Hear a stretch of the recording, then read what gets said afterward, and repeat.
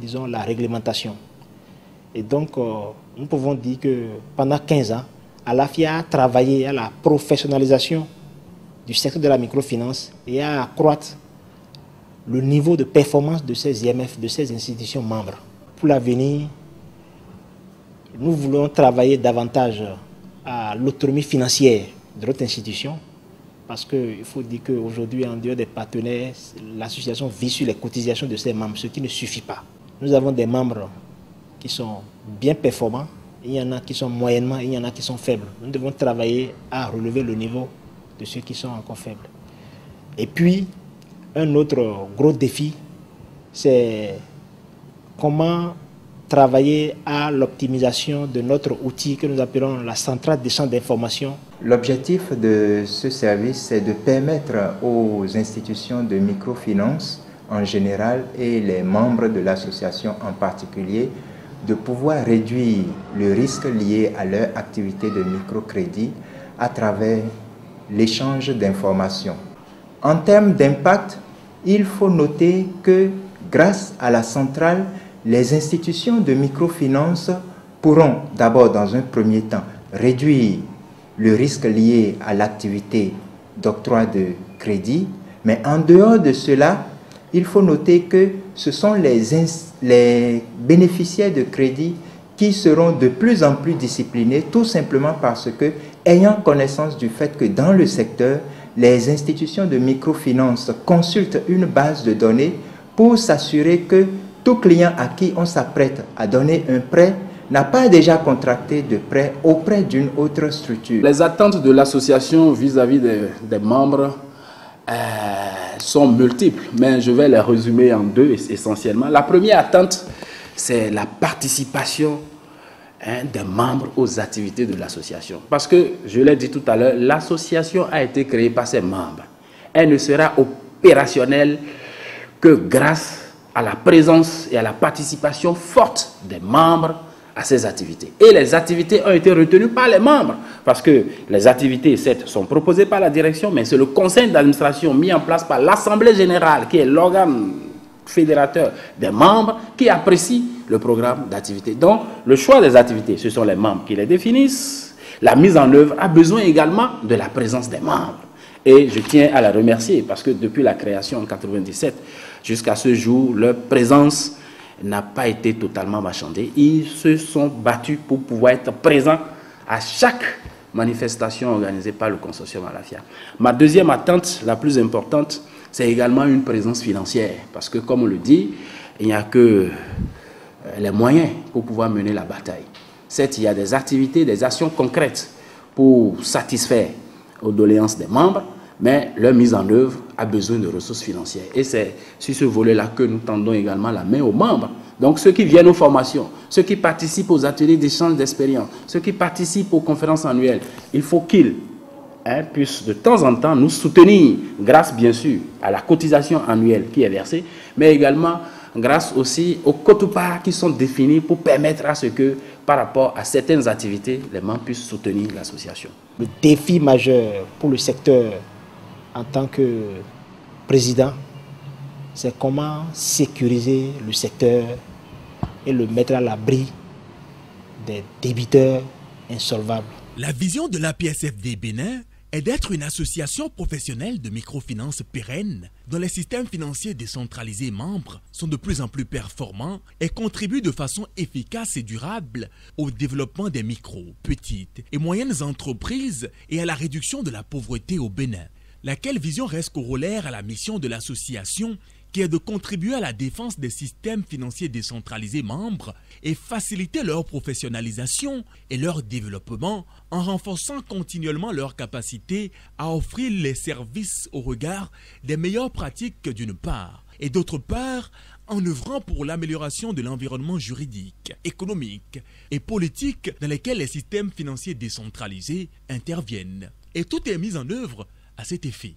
Lorsque toutes ces démarches sont exécutées, ce sont des dames comme celle du groupement Bacassinais qui en bénéficient à l'instar d'autres et de tout le Bénin par extension. Les responsables des SFDE sont conscients des impacts de leur existence sur les populations, mais d'abord des impacts de leur appartenance, eux, au consortium Alafia et maintenant sur leur existence et performance. Notre appartenance à l'association consortium Alafia nous permet de mettre ensemble les pratiques universellement reconnues dans le secteur en termes de formation, en termes d'innovation et puis en termes d'échange pour une valorisation, disons, des meilleures pratiques telles que reconnues dans le secteur. Et depuis que nous sommes dans cette association, nous avons beaucoup appris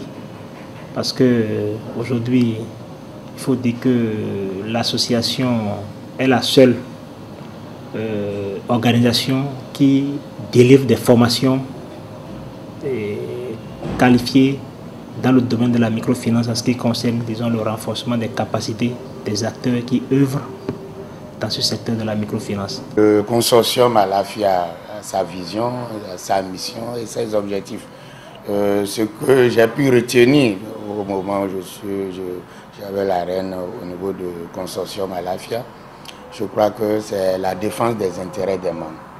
Donc il y a cet élément qui est très capital. Ensuite, l'élément fort, c'est la contribution au professionnalisme. Ce qui a permis à la CEPEC d'être à la hauteur à ce jour, c'est consortium Alafia. Toutes mes formations en tant que M. Saliou, DG de CEPEC, je peux vous dire que la plupart de ma formation, c'est consortium Alafia. Vous voyez, CEPEC est en train de grandir. Consortium, franchement, en train de jouer pleinement, n'est-ce pas, donc sa mission, notamment par rapport au professionnalisme.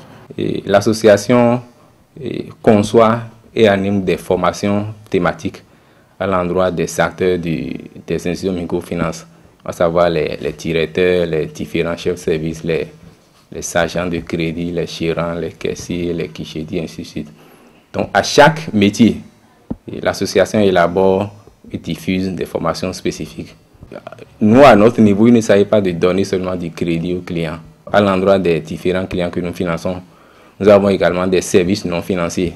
Les suivis, appui, conseils, formation, pour que le client, disons, se retrouve beaucoup plus au niveau de son activité, pour que le client gère mieux les fonds que nous avons mis à sa disposition pour pouvoir rembourser le crédit. Nous collectons l'épargne, nous finançons les crédits au développement, nous faisons les virements, les transferts de fonds.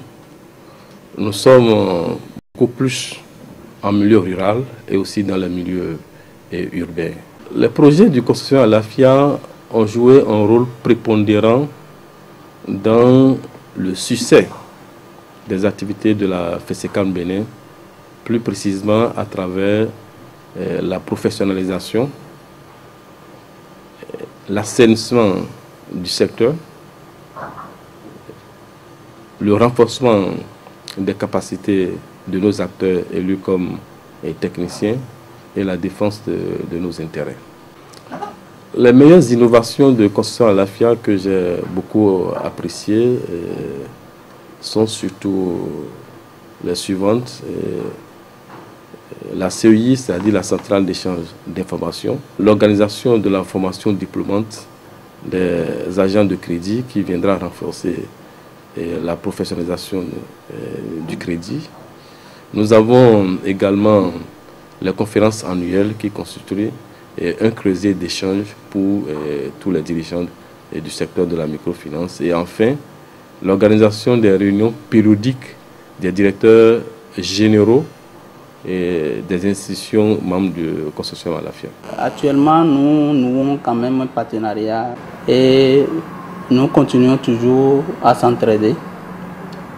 Il faut retenir toujours que le consortium Alafia a beaucoup apporté pour nous, surtout en ce qui concerne la formalisation avec la nouvelle réglementation. Nous a donné beaucoup de conseils et c'est ce même consortium qui nous a accompagnés jusqu'à ce que nous avons eu notre agrément définitif en 2014. C'est les formations qui ont permis à nos agents d'être plus professionnels aujourd'hui. Aujourd'hui, si vous venez à Solidarité et Paix, et vous savez, nous sommes beaucoup plus attachés à la bonne gouvernance. Il y a des clients qui témoignent aujourd'hui de la réaction positive de notre institution. À la tête de cette institution, il y a des grands hommes qui réfléchissent beaucoup.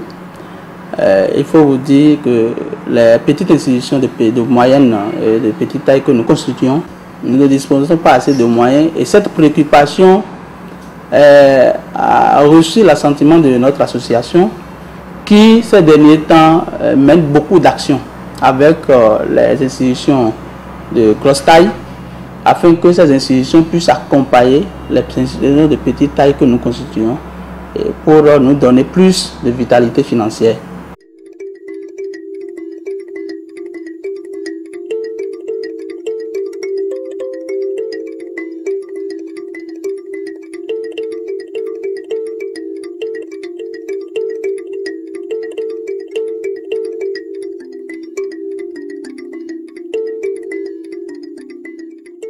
Ceux qui agissent dans l'inégalité n'ont pas de raison d'être. Ils doivent nécessairement fermer baraque. Parce qu'aujourd'hui, nous avons une loi. Même dans le passé, nous avons eu une loi, appelée loi Parmec. Cette loi a fait la promotion des structures de microfinance. Donc, c'est pendant cette loi qu'on n'a pas tellement sévi sur l'exercice illégal de l'activité de microfinance. Mais nous avons vécu un phénomène ici au Bénin. Et heureusement, c'est une loi qui a été abrogée et qui est remplacée par une nouvelle qui maintenant met l'accent sur l'assainissement et sur la professionnalisation des structures de microfinance. Donc, aujourd'hui, on ne peut plus parler d'exercice illégal de la microfinance. Ce n'est pas bien pour le secteur de la microfinance au Bénin. Ce n'est pas bien pour notre pays que dans le secteur de la microfinance, qu'il y ait des structures qui, au vu et au su de tout le monde, collectent l'épargne du public. La collecte de l'épargne du public est réglementée. Il faut avoir un agrément pour pouvoir vraiment exercer cette activité. Donc, j'invite les promoteurs de ces structures à entrer dans la dynamique, donc en fermant d'abord leur baraque et en recourant à l'agrément. Une fois que cet agrément est obtenu, à exercer légalement cette activité de microfinance. Parce qu'il ne faut pas qu'ils fassent courir le risque, comme on l'a dit, de finances pyramidales, un risque entre griffes d'escroquerie aux populations. Et j'invite surtout les populations à ne s'adresser qu'aux structures agréées. Posez toujours la question aux structures. Est-ce que vous avez l'agrément? Et demandez à voir cet agrément-là. Et si ce qu'on vous montre, un papier qui ne vous rassure pas, adressez-vous au consortium Alafia. Adressez-vous à la cellule de surveillance des structures de microfinance pour s'assurer que la structure à laquelle vous voulez vous adresser est une structure légale. Ces bénéficiaires de l'accompagnement des systèmes financiers décentralisés se mettent alors à l'abri du besoin, surtout ceux fondamentaux. Ils tirent leur épingle du jeu et par ricochet sortent de la misère leur entourage en créant de l'emploi. La pauvreté, richesse des peuples, et la solution n'était pas loin. Il suffisait d'entreprendre pour pouvoir vaincre la fatalité. Le consortium Alafia l'a fait et pour sortir la population de la précarité, elle place des panneaux sans interdit à la pauvreté.